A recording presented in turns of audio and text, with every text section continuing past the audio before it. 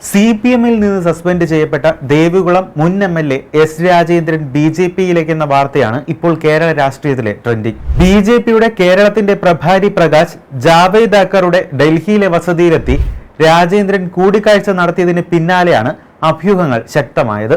BJP-യുടെ ചെന്നൈയിൽ നിന്നുള്ള ദേശീയ നേതാക്കളും പ്രാദേശിക നേതാക്കളും രാജേന്ദ്രനെ കഴിഞ്ഞ മാസം ഇക്കാ നഗറിലെ വീട്ടിൽ വന്ന് കാണുകയും ചർച്ച നടത്തുകയും ചെയ്തിരുന്നു. ഇതിനുശേഷം സംസ്ഥാന നേതാക്കളും രാജേന്ദ്രനെ സമീപിച്ചിരുന്നു. എന്നാൽ BJP-യിലേക്ക് പോകുന്ന ആരോപണം രാജേന്ദ്രൻ നിഷേധിക്കുകയായിരുന്നു. കഴിഞ്ഞ ദിവസം LDF സ്ഥാനാർത്ഥി ജോയ്സ് ജോർജിന്റെ ദേവികുളം മണ്ഡലം കൺവെൻഷനിൽ പങ്കെടുത്തിരുന്നു. മണ്ഡലതല പ്രചാരണത്തിന്റെ രക്ഷാധികാരിയായി രാജേന്ദ്രനെ പ്രഖ്യാപിക്കുകയും ചെയ്തിരുന്നു. അടഞ്ഞുകിടന്ന വാതിൽ അടഞ്ഞു തന്നെ കിടന്നോട്ടെ, പക്ഷേ ഉപദ്രവിക്കാൻ ശ്രമിക്കരുത്.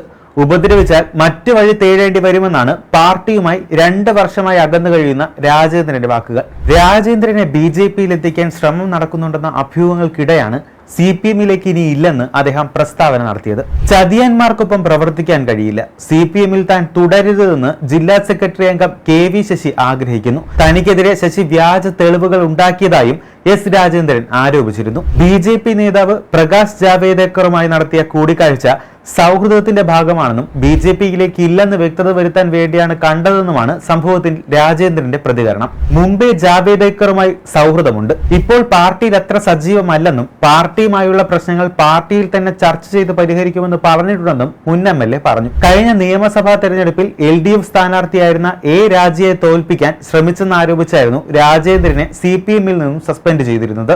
സസ്പെൻഷൻ കാലാവധി കഴിഞ്ഞെങ്കിലും രാജേന്ദ്രൻ അംഗത്വം പുതുക്കിയിരുന്നില്ല. പ്രാദേശിക നേതാക്കൾ രാജേന്ദ്രന്റെ വീട്ടിലെത്തി പാർട്ടി അംഗത്വം ഫോം കൈമാറിയിരുന്നു. സീനിയർ നേതാവായ തന്നെ അനുനയിപ്പിക്കാൻ ജൂനിയർ നേതാക്കളെ വിട്ടത് തന്നെ അപമാനിക്കുന്നതിന് തുല്യമാണെന്ന് അന്ന് രാജേന്ദ്രൻ പ്രതികരിച്ചിരുന്നു.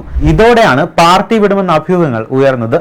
അതേസമയം രാജേന്ദ്രൻ പാർട്ടിക്കൊപ്പം തന്നെ ഉണ്ടാകുമെന്ന് പ്രതീക്ഷിക്കുന്നതായി CPM നേതാവ് MM മണി പ്രതികരിച്ചു. രാജേന്ദ്രൻ പാർട്ടിയുടെ ഭാഗമായി തന്നെ കാണുമെന്ന് വിചാരിക്കുന്നുവെന്നും പാർട്ടി ജില്ലാ കമ്മിറ്റി അംഗം, ജനപ്രതിനിധി എന്നിങ്ങനെ വിവിധ ഭാഗങ്ങളിൽ പാർട്ടിക്ക് വേണ്ടി പ്രവർത്തിച്ചയാളാണെന്നും അദ്ദേഹം പാർട്ടി വിടുമെന്ന് കരുതുന്നില്ലെന്നും മണിയാശാൻ പറഞ്ഞു.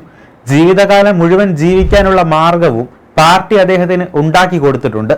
ജില്ലാ സെക്രട്ടറി അടക്കമുള്ളവർ അദ്ദേഹവുമായി സംസാരിച്ചിട്ടുണ്ടെന്നും BJP നേതാവ് ജാവദേക്കറെ രാജേന്ദ്രൻ കണ്ടതിൽ പ്രശ്നമില്ലെന്നും ആശാൻ പ്രതികരിച്ചു. തിരഞ്ഞെടുപ്പ് സമയത്ത് ആശങ്കയുണ്ടാക്കാനുള്ള ശ്രമം മാത്രമാണ് വാർത്തകളെന്നാണ് ആശാന്റെ പക്ഷം. അത് എന്തായാലും 2 ദിവസത്തിനുള്ളിൽ കണ്ടറിയാം.